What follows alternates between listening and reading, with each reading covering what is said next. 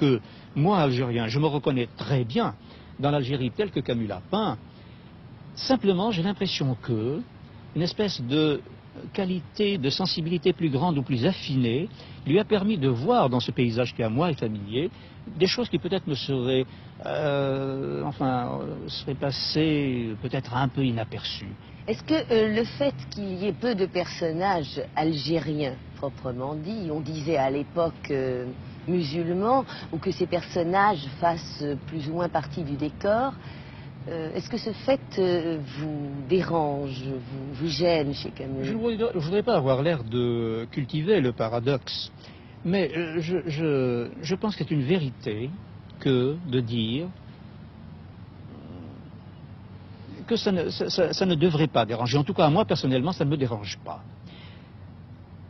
Je sais très bien quels arguments on pourrait opposer à Camus, le petit nombre de personnages algériens qui apparaissent dans ses œuvres et qui ne sont pas toujours peut-être vus sous le meilleur jour. Enfin, je pense à l'étranger comme je peux penser à d'autres choses. Au fond, c'était, je crois, une preuve de sa sincérité profonde. Parce que je crois que le personnage de Camus, si grand qu'il ait été, ne pouvait pas échapper à sa condition objective, enfin. Sa condition objective était la suivante. C'était ce qu'il est convenu d'appeler, disons, un pied noir, bon, un Français d'Algérie.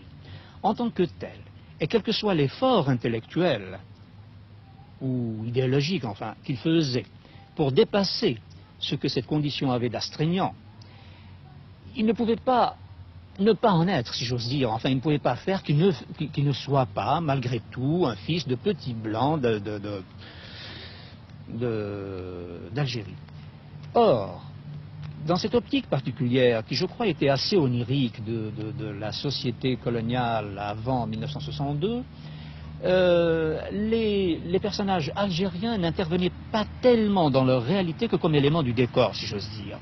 Le fait qu'on leur imposait, par exemple, qu'on imposait à tous les hommes le même prénom, Ahmed, et à toutes les femmes le même prénom, Fatma, prouve, je crois, est une caricature peut-être, mais quand même une image de l'idée que se faisait la société pied noir de la société algérienne réelle. Ceci dit, Camus n'aurait pu faire qu'une espèce de série d'images d'Épinal.